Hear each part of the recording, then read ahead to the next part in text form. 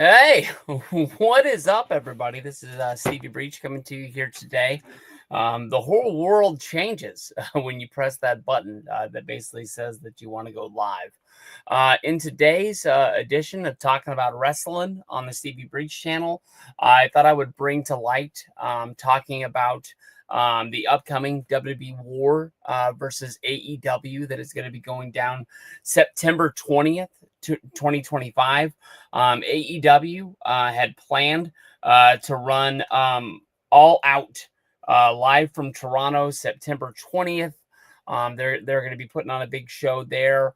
I, for one, out of the gate, I am not sure what show is supposed to be the biggest show of the year for AEW. I've always honestly kind of thought that it was All In because that was their first show that they ever ran when Cody and the Young Bucks got together.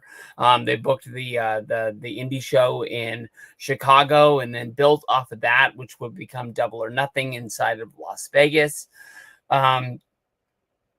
When AEW first started running pay-per-views, and they were running for a year, so it would be like Full Gear, Double or Nothing, All Out, and then Revolution.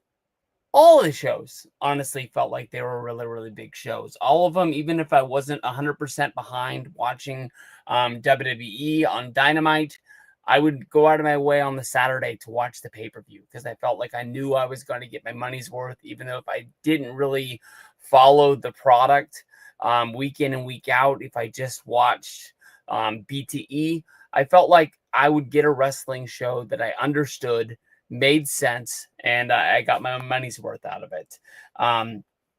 Since then, honestly, AEW grew. They added a TV show, then they added another TV show. They got rid of one of the shows. I don't even know what one show is on.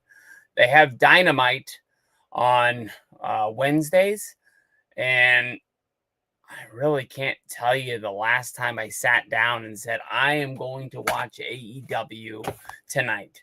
As stupid as it sounds, BTE, when it came out on Mondays, that was like, I knew I was coming home, and at 2:30, I was going to fire up YouTube, and I was going to watch, Being the Elite, and I was going to get my fill of like who the newest people they brought into the company were, what the storylines were, at least with the Young Bucks.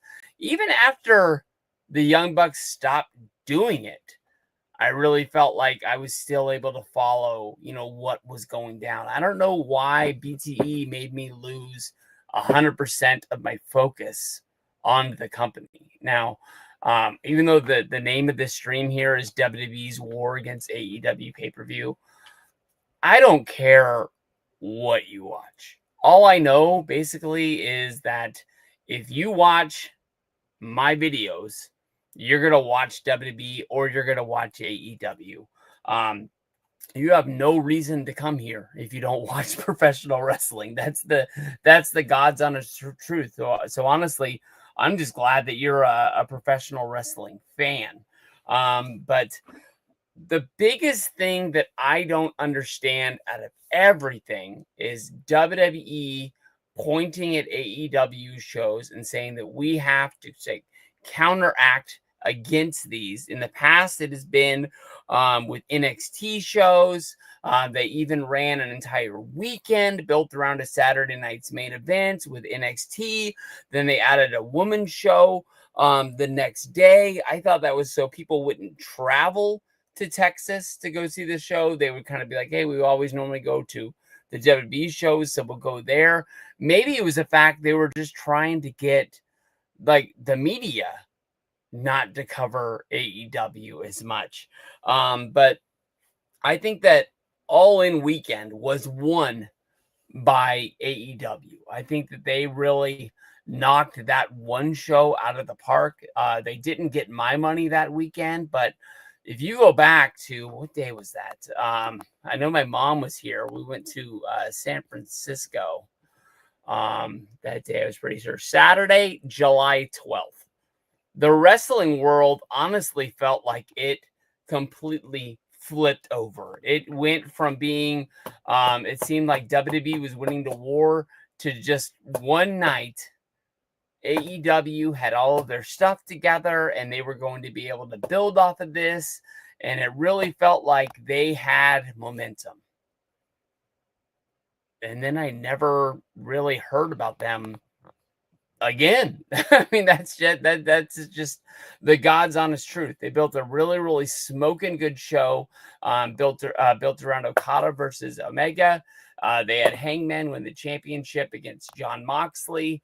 I thought that was going to be ending the Death Riders, but they're basically still going. You had Toni Storm going up against Mercedes Moné. That was like the biggest women's match that they really could have put on in that company. I really felt like AEW had their stuff together and we were going to be getting ready to really get down and dirty.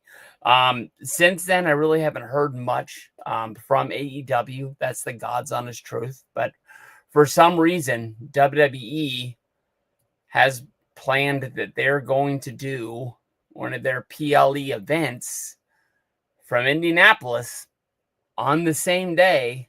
And as of right now, at the same time. Now, Indianapolis and Toronto, I don't believe they are in the same time zones. I think that they're off by an hour. Maybe they would start these shows off by an hour, but I don't think that's the way it's going to be. I think both of these shows are going to want to run in prime time when more people aren't out running around doing things. You got to also think that Saturday, September, college football is on. I don't have the college football schedule with me, but you also got to wonder like where the biggest game is that day.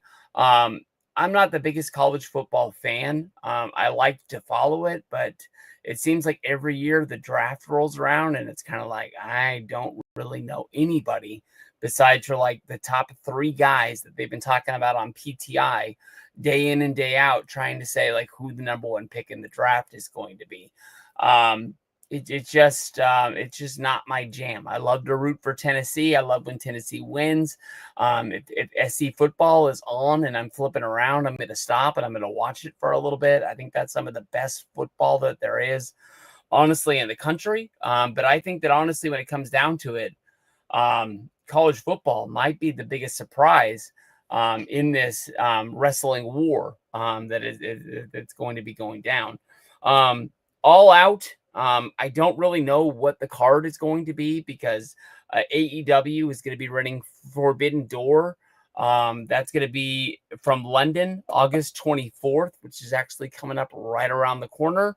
Their big matches that they've already booked out is Okada versus Swerve for the AEW Unified Championships. I guess that's all 3 belts that Okada won when he beat Omega at All In. Toni Storm is going to go up against Athena, who won the Casino Gauntlet for the AEW Women's Championship. Mercedes Moné is going to go up against a Fatal 4-Way, Alex Windsor, and then someone from CMLL, somebody from Stardom, will be there to fill that match out for the TBS Women's Championship. Hurt Syndicate is going to go up against a winner of a tournament.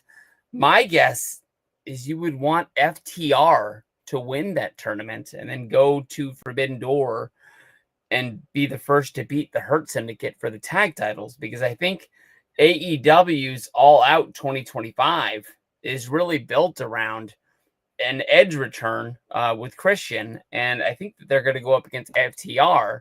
The only thing that I wrote down is it might be, they don't seem like as big as the team is, but the Patriarchy, the former group of Christian, who we all saw, the Concerto Gone Wrong with Nick Wayne and Kip Sabian, when they turned on Christian. I think, did they do that just to make him babyface, or did they do that because they're going to need to come back and get retribution for this? Or are Edge and Christian going to beat Nick Wayne and Chris Sabian on the way to All Out to show FTR that they mean business and that they're not like old veterans that need to be put out to pasture? You know, I don't really know what else you can do. I know that you need to have an AEW championship, and Tanahashi is going to be on the show. He's winding down his career, so you do Tanahashi versus Adam Page. Bryan Danielson is somebody that's not on the full-time roster after losing, but are we finally going to see him come back and want to have a match? Forbidden Door was drawn up around, people from other companies, whether if it was, New Japan, whether if it was CMLL, coming into the company and giving the biggest dream matches that you could. Is there somebody out there that Bryan Danielson would want to get in the ring with? Where is Will Ospreay going to fit in on this card? That's something that you got to wonder about. And then I guess I'll bring that up in a minute, but it just doesn't make sense that WWE would want to put on a main roster show that day in September, because normally what they do is they throw up an NXT show. I don't know if Shawn Michaels basically said that there's no way in the world that he's going to be ready to have a pay-per-view ready card, and he doesn't want to throw up a show just to have a show, and then people over criticize what is going on in NXT, that his recruits, or his soldiers, I guess you can say, that he puts out there on these shows, wouldn't be able to do it.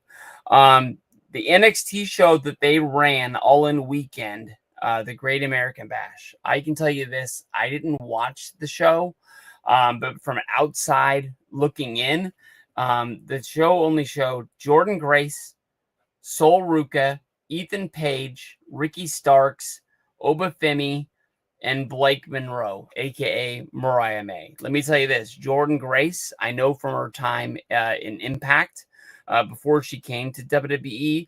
Ethan Page, Ricky Saints, Blake Monroe, I know from their time in AEW.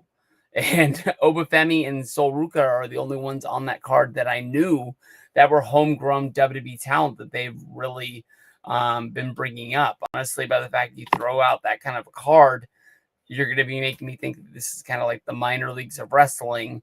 You're taking like what was left off of the other people's shows that they came to you to sort of move up the card. When it comes to like non-main roster shows that I've watched, I sat down and watched When Worlds Collide the day that was the day of Money in the Bank from Los Angeles. I honestly thought that something really, really special was going to happen, and I knew that that was going to put me kind of in a bad mood, because the biggest negative thing I say about AEW pay-per-views is they're so freaking long. I understand that they don't have the pay-per-view model that WWE does, where you just pay for a streaming app and it basically just pays for the show, and it's only a minor inconvenience. It's for Peacock. What I've seen from the people's videos about the Peacock deal, the ESPN deal, is most people don't even know what they pay for Peacock, because they signed up so long ago. I think I pay like $10. In my mind, it's like $9.99 a month. So when they put up a special show, it's I don't feel like I have to go out of my way to really watch it. But I wanted to watch Worlds Collide when it popped up, because I just thought that something really major was going to happen. They're going to be running Triple Mania, but that's going to be running this week. So I don't think you can go to them and basically ask them to put on a show to go up against this. NXT is already running Heat Wave. I didn't write the date down, but I think that's honestly in September, but it's before this Indianapolis show. It's already got a booking. It's already got an arena. I don't think you can really just like pick it up and move it. So I don't know really. Well, we all know what we think we're going to get. It's probably going to be a super mega card That's just going to come up out of the blue. Clash in the Paris. That's going to be running from France, August 31st. We're going to be getting John Cena going up against Logan Paul. We're going to be getting Cody Rhodes against Drew McIntyre. The match isn't announced yet. That could be, sort of put off a different direction. I've been wrong about other matches. We all thought that Cena and Brock was going to be on this Paris show. And then I've got the Fatal 4-Way that was just announced last night. We've got Seth Rollins. We've got CM Punk, LA Knight, and Jey Uso. I think that's kind of going to be a good show, but when you really break it down, it doesn't seem like it's a big pay-per-view. And I was wondering, like, why the Fatal 4-Way? It kind of felt weird. I understand the 3-way. Jey Uso putting himself into that match, other than being a former world heavyweight champion and kind of always being in the business because he's always out there trying to help his friends in the battle. I guess CM Punk is his friend, but when Roman Reigns is around, he acts like they're not friendly anymore. I guess it just kind of shows where the pecking order is going to be. Now, this Indianapolis show that's supposed to be out there, we don't have a name for it. I know that last year we ran Bad Blood in Atlanta. That was the October show. I don't know if you just sort of slide that in there to get it down, or if they'll find something to like kind of build up this. But I was really thinking that this match, beyond any match, would need a mega stipulation. And like, I understand, like, if you want to have a really big show, that what I have written down on this card is Brock versus Cena. I've got Seth versus Punk for the World Heavyweight Championship. I've got Rusev versus Sheamus, because as of right now, honestly, it just seems like these guys are going to fight forever. Like they're frozen in WWE 2014. And it just honestly seems weird when you see these guys fight against anyone else. Like when you break out something from like the past, it kind of like hit you in the right spot. But like Rusev versus Sami Zayn, with Sami Zayn not really having the same hair and the same beard as he did back then, just didn't really hit the same. But when Sheamus came out there and you punched Rusev right in the face, I was cheering. I thought that was freaking awesome. But call me crazy, this is the 4th time that Brock and Cena have got in the ring. Their current record is Brock has beaten John Cena twice. John Cena has beaten Brock 1 time. They had a 3-way at the Royal Rumble. That match was won by Brock. Yeah, that was on the road to WrestleMania 31 before Seth cashed in. So Seth didn't win that championship that night. Cena didn't win. So in a way, I guess Brock has won 3 matches to his 1, but the one you gotta figure in Rollins into that. But here, what if this was the Hell in the Cell show? I think that blows the doors off of anything that AEW is going to do, especially like an Edge and Christian tag match return. The last Hell in a Cell match was Drew versus Punk, which was at Bad Blood last year in October in Atlanta. The Brock versus Cena matches, they have been hard-hitting matches. I watched Elimination Chamber last week. I watched the SummerSlam match this week, and I have been really surprised by the lack of offense that John Cena has gotten in during these matches. I didn't count them, but I mean, I would be surprised if John Cena hit Brock Lesnar 10 times at Extreme Rules 2012 before he hit that AA on top of the stairs and then got that miraculous pin in the match there. SummerSlam, Cena had like a different plan during the match, I guess you can say. He kind of like was running at Brock a lot, and that didn't work for him a lot because Brock would hit the dude like once or twice and just drop him. There's no other way to put it. Or he would give the knees to the kidneys, just going after his chest, just caving it into where he didn't have any air. He just was playing with him. He just was a hunter in the ring playing with him. Now, Brock and Cena have never gotten to the point where they leave ringside. They've gone outside of the ring and fought around the tables a lot like that. But Brock and Cena in a Hell in a Cell would really confine them to being inside of the ring. Dare I say, it even puts Brock at a more favorable position in the match. But, coming out of this, we have Crown Jewel, October 11th. That's going to be in Perth.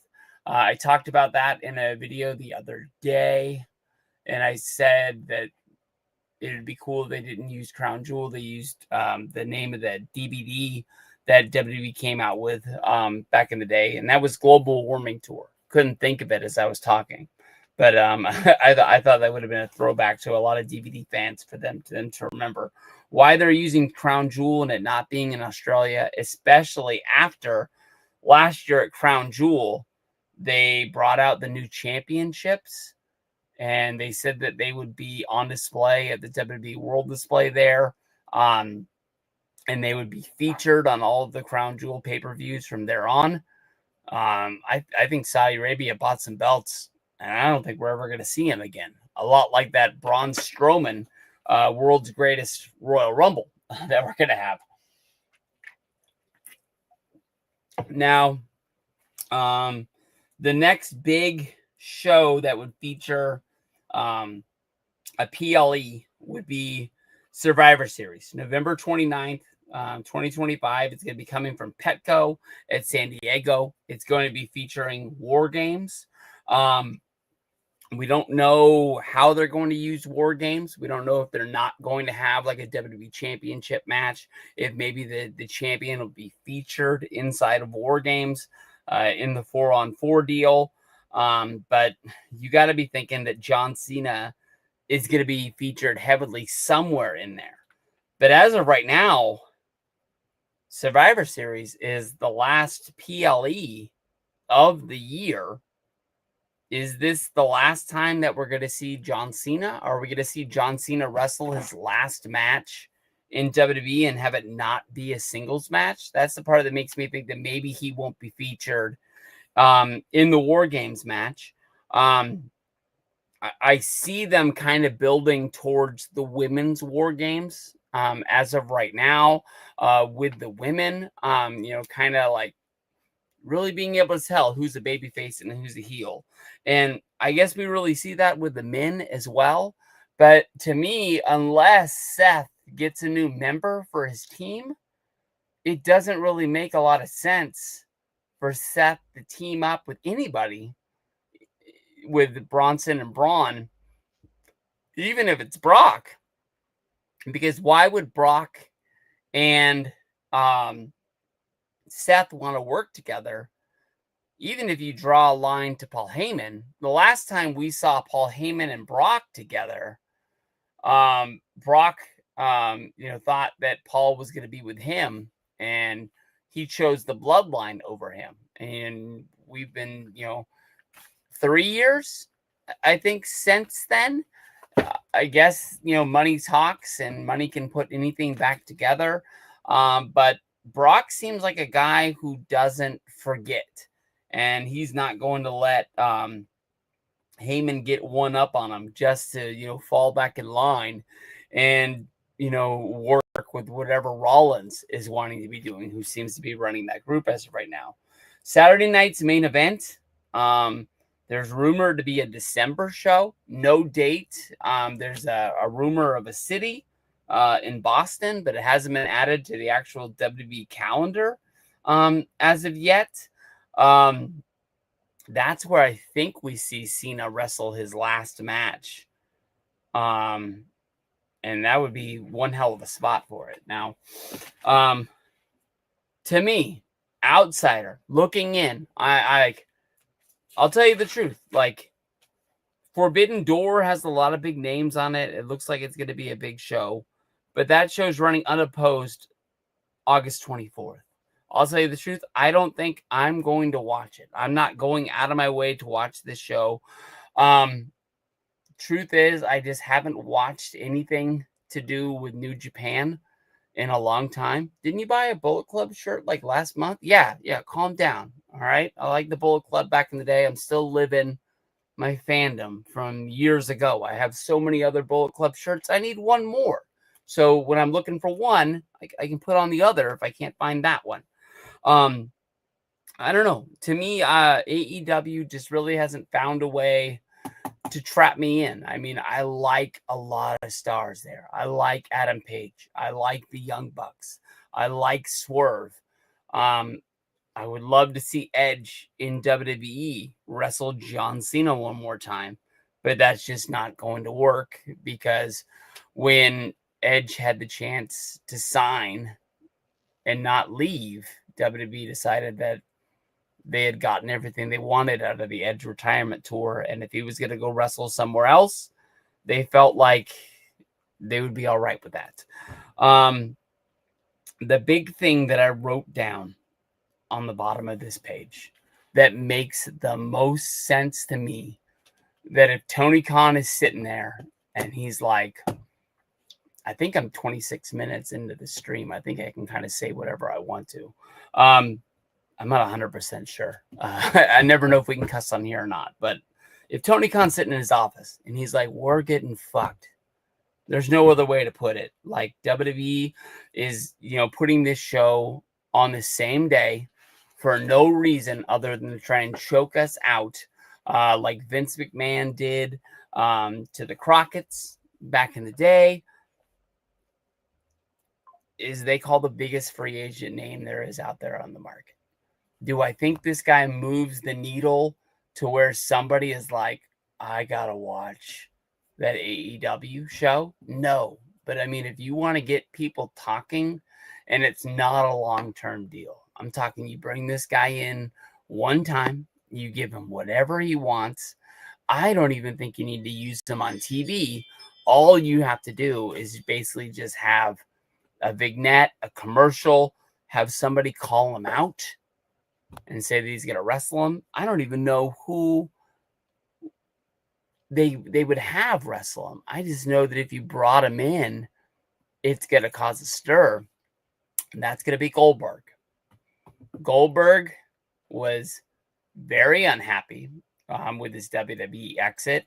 He was very upset that WWE did not televise his speech. WWE, NBC, whoever you want to blame, they cut his retirement speech inside of the ring after his match with Gunther on Saturday night's main event. Goldberg said that he was not happy that his last match was not used on pay-per-view. He was not used on TV leading up to the show enough. I believe he got 2 Monday Night Raws. One where he came out and challenged Gunther, and once where he came out and he answered Gunther, who was talking about him. That one I was surprised he did, honestly, because I'm not sure if it had just happened or if the news had just broke, but I think he had lost his, I can't remember, his father-in-law, his mother-in-law. There was definitely a loss in his family, and he still showed up and did Raw, where he pulled up in his car and then he walked through the back of the arena. Goldberg coming to AEW, wrestling one match on this All Out show. I don't know if you just got some heel in the company. Right now, it kind of seems like since being kicked out of the Hurt Syndicate, MJF has kind of turned babyface.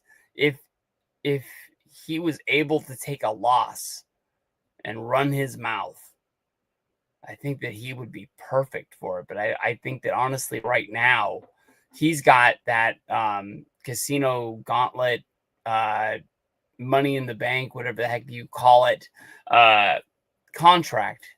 I think that that's going to be brought into this Hurt Syndicate storyline where I think that they want to get that. That's another reason why I think they might lose at the pay-per-view, and they're not focusing in on those tag titles anymore. But I mean, you could do Goldberg versus Bobby Lashley. That's a big match right there. The Hurt Syndicate, they don't really lose all that often. Goldberg could beat him for one match. But I mean, that roster is so deep, you could throw anybody in there, and it really would make sense. But if AEW really wants to launch the war, Goldberg would be the way to go. And I've spent time.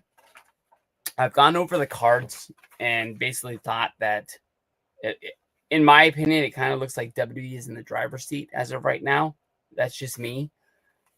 I don't think that, honestly, as a wrestling fan, other than somebody who likes to follow wrestling news behind the scenes and kind of sees like how everybody's going to act during this time of war, I think that part would be fun. But WWE, they're going to book arena. They're probably going to charge PLE tickets in Indianapolis for people to want to go to the show. I would guess they do it where the Pacers play at the field house. I'm not 100% sure. I'm sure that they'll turn a profit. With WWE not running house shows, they're only running the TVs and the sporadic PLEs that they run. I'm guessing that the workers won't go crazy about having to work one more day. It's not like adding a day to a week that they already have, 4 bookings out on the road, moving around. Pretty much they go to TV, they go home, they go to TV, they go home. They ran those few shows in Texas last month, but I mean, like, it's just not like it used to be. And a lot of people are talking out that, like, that's where they get better. That's where they get their reps. And that's honestly what they're missing. I think it's going to help your guys like Rollins, Punk, Roman prolong their career. But your biggest thing is like you're hurting the mid card, Carmelos, the guys that like barely get to wrestle on television, who would be wrestling 4 times a week. On the road. They're not in NXT working out at the Performance Center anymore. So they're kind of like stalling them out a little bit. But the biggest thing is, like, there used to be pay-per-views. And if you put a banger of a show, people like me would run. They would call the cable company. They would order the show. Whatever their cut was, they would make $20-30 off of the pay-per-view. And that would boost their bottom line. That at the end of the day, like in the last few months, they've called up Peacock and said, hey, we need some TV time. They put on Evolution. They're going to put on this Indianapolis show. And in a way, they've already been paid their contract. When they signed their deal, I think it was a 5-year deal with Peacock.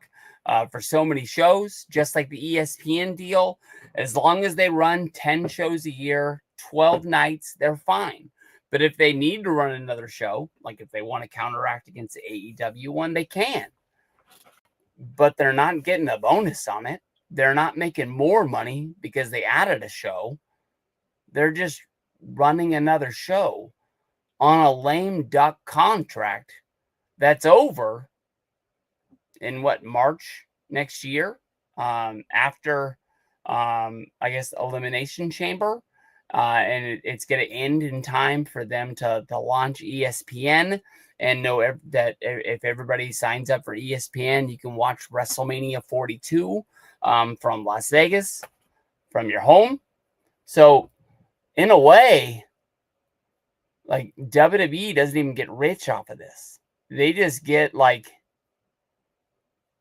I don't even know what they get. I'm trying to think what they're just jealous. I think is the way to put it. A lot of people like say that, like, since TKO took over WWE, they've just been vicious, and they just, they go after our wallets. They go after the other companies. They try to make sure that everything in the world is theirs. Um, I don't. I think it's deeper than that. I think that's just the wrestling business. Because before there was TKO, there was WWE, there was Vince McMahon. Before Vince was WWE and Vince McMahon Senior, and they did the same damn thing. You go back, you pop in like your history of the WWF DVD, watch that documentary, your Vince McMahon, I think it's just called McMahon documentary. Watch that one. They talk about how in the old days in the wrestling business, there was territories. There was New York, there was Florida, there was like Texas, Oklahoma, Minnesota, there was Tennessee. Everything else was kind of like in Who Caresville or something like that. I heard that like back in the day, my grandma actually told me that like there used to be a really good territory here in Sacramento where the people would go watch wrestling, where AEW just was, the Memorial Coliseum. They would go down there. They would see Pat Patterson. They would see, who else did she tell me she used to go see a lot? God dang. I don't think it was Bobo Brazil. I think that's too old. I can't remember the other name, but she used to love going to see Pat Patterson. And she said she used to yell at that guy, that she hated that guy. And this is the same lady who told me I wasn't allowed to hate Shawn Michaels when he came out there as the boy toy watching Superstars. Hate is a very strong word, Stephen. You shouldn't be saying that. But like they would go and see them here, and then they would have big shows in San Francisco that they would want to go see over there. That basically Vince the story is that he just started signing the number 1, number 2, number 3 star from every territory. That's how he got Piper. That's how we got Valentine. That's how we got Hogan. The Von Erichs, they didn't go because their dad ran the place. Jerry Jarrett owned his territory, so he didn't go up there. But every territory that lost their stars, who Vince went and bought up their television and said, like, I'm going to pay you money to air my tapes instead of you paying them to run their tapes. Every TV took that up, and every wrestling territory dried up because they couldn't sell tickets because nobody knew that they were running the shows. It's not that bad because in this world of streaming and cable television, there's companies that don't work with the other companies. Once this Peacock deal is done, people are rumored that like MLW or TNA will move in on this Peacock deal. There's no way that either one of those companies are getting a logo on the front page. It's going to get buried somewhere. And let's say TNA ends up on Peacock with their live shows. How hard do you think it's going to be to find those? When there's an NXT show, when there's a WWE show, when anything is live from that company, it is like the first thing you see. I don't care if it's an algorithm or what. Like when my grandma, God rest her soul, when somebody's grandma fires up Peacock, if they know how to do it, to watch some NYPD Blue or whatever show's on there, they're getting that showed right to their face. That's just the way it goes. But I understand why WWE is doing it. As a wrestling fan who wants a lot of wrestling for everybody out there, I don't want there to only be one wrestling company. I honestly remember what it was like when WCW went out of business, ECW went out of business. WWE, they brought in a lot of talent. They brought in a lot of workers from WCW. You would think in a perfect world, everyone that watched Nitro, everyone that watched Raw would just watch Raw now. The product really suffered because the talent roster got so big. Even with all of the WWF stars they had, they were still trying to make room for all the WCW guys. And a lot of people that were loved got pushed to the back burner because they were trying to put on the biggest shows of all time. And if you go back after the invasion, after Survivor Series, going into 2002, you can look at a few shows that are honestly good. WrestleMania 18's all right. But then, they do this weird thing with Hulkamania where they think Hulk is bigger than the business, and they've rewound the clock back to 1985. They put the championship on him, and then Undertaker beats Hogan. Oh, that's right. Hulk Hogan TMZ special on Fox. I have it set up to record on here. I honestly thought I missed it. I thought that was going to be last week, but I guess there's going to be a Vince McMahon interview. I think Vince is going to talk about the upcoming WWE. I think WWE is involved, but it's not a WWE documentary on Hulk Hogan, which honestly should be really, really good. The TMZ investigates documentaries that they've ran. I know they've done them on 9/11. I know they've done them on O.J. Simpson's. Listen to me. I've seen them. They are not good. You are not going to learn anything that you do not know, but they're good at hooking you and making you think that you got something. Last week, one of the reasons why I thought I missed this, and it was last week, because last week they had an interview with Brooke Hogan on TMZ with Harvey. And Harvey kept on asking her questions, and Brooke she's going through a lot right now. I'll give her that. But she's kind of saying that, like, she kind of made it seem like people are trying to hold her down. She's not involved in entertainment.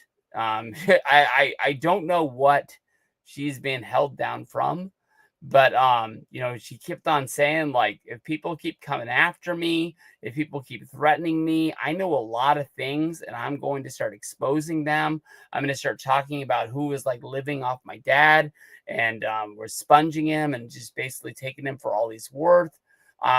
She's kind of saying like she knows where the bodies are buried. I saw that whole interview. I'm guessing it's going to be included on this. I think they just released it early to try and get buzz for it. But I'm not expecting a ton here. They're probably going to go over the autopsy report.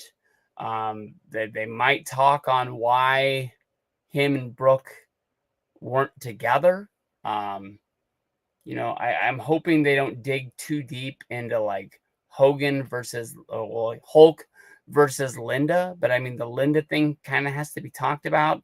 The last time we saw Linda on YouTube, or I saw her on Twitter, she like posted a video. Maybe somebody took it from like her Instagram, wherever she posted it. She was just crying, basically saying that like she wanted to take Hulk back, and like those were the good times in her life. And the lady sounded like she had like 40 birds in her house. I think she just adopts a lot of animals. She had like a bruise on her face, and she was crying about how I can't remember. No, she didn't say liposuction. She said Botox. She had a Botox injection injury, and that was really setting her back. And I don't know, man. Those Hogans have all had hard lives. Hogan was kind of like the rock star, so he kind of like got to like just keep making more money, and money kind of like buries a lot of problems. But I it was already hard enough when the guy passed away. I mean, I didn't cry. The guy was like my idol, my hero, whatever you want to call it. But like, he hasn't been dead long enough to start bringing up the bad shit. And I understand. I know that there's bad shit. There's stuff that I don't even know about, that I don't want to know about. But there's definitely a lot of things that got to be talked about. I kind of put Jeremy like in a weird spot when I broke down why I always apologize for him every time I talk about him. I think I made him feel weird, and then it was hard to like change gears to get out of that conversation and get back into talking about wrestling. But that's something that needs to be talked about. As a huge Hogan fan, I just don't understand why he didn't do more to try and put that behind him. He had people in the wrestling business like Mark Henry that were willing to do whatever they could do to help. And yeah, it must have sucked. And I understood like what Rosenberg said when he just needed to eat shit for a little bit. I understand what he said. And I get that Nash didn't like that. But I don't know, man. I just crazy. And this sucks. But WWE versus freaking AEW. Hopefully you guys liked what we talked about in here. Brock versus Cena. I really think that if they want to steal pay-per-view buys, make it a Hell in the Cell match. I understand that in 2 months you're going to be running War Games, Hell in the Cell, kind of the same. But hey, there's only one ring instead of two, and there's only two guys instead of 8. So it's a little different, but I think that would be huge. You put Punk versus Rollins. I don't want to see Rollins win the belt until WrestleMania next year. I honestly think that Punk's going to win the Rumble in Saudi Arabia, and then he's going to either go after Cody if this Rollins thing is dried up. But if they can make this thing Rollins go for months, I mean, they found a way for Drew and Punk to last like 10 months. I think that they could find a way to prolong this. And you got to take your hat off. Every once in a while when Punk gets beat up, we say like, oh, he's going to go home for a bit. He's going to take some time off and heal up. And he never does. Oh, Kurt Edwards says the day after the Indianapolis show, he has to do movies. So he can't get too busted out. I didn't think about that. But it's not like, I mean, I know we're not like in the true PG era that we were in like 2010, but like you can have a Hell in the Cell match without it being like the Punk and Drew one was really bloody because of the toolbox shot, which I guess didn't go 100% as planned. But I think that they could go for it. And I think honestly, it really could work. And I think it would be the best way. If they're going to end Brock versus Cena forever, this is the way to do it. Because I don't think you need Cena just going out there and burying Brock and like beating him like Goldberg beat him in 2016. But like watching back those first 2 matches, the SummerSlam and the Extreme Rules match, Cena's got to get some more offense in because he's got his ass kicked those matches. But we've been going about 47 minutes. I appreciate all you guys. I'm going to end this. I headed out to the living room. I think I'm going to watch Hard Knocks about the Buffalo Bills on HBO Max once my girlfriend gets home. We're going to have honey chicken with green beans and yellow rice for dinner tonight. It should be good. Where else was I going? But peace out, everybody. Thank y'all very much. I'll see you guys down the road. And I really like doing these. I get really nervous before I hit the live button. And then once you get going, it's just kind of like making a normal video, but you just kind of have to go a little bit longer. This like 45 minute to an hour deal, I think works out like kind of perfect. I don't really want to just come out here and like use it to make my pay-per-view predictions where I just go through the matches one by one. But like they've given us some pretty damn good topics the last few weeks. So as we get closer to this in September, especially after we find out what the real card for All Out is going to be after the Forbidden Door show, we'll jump back into this. But peace out, everybody. I'll see you guys down the road.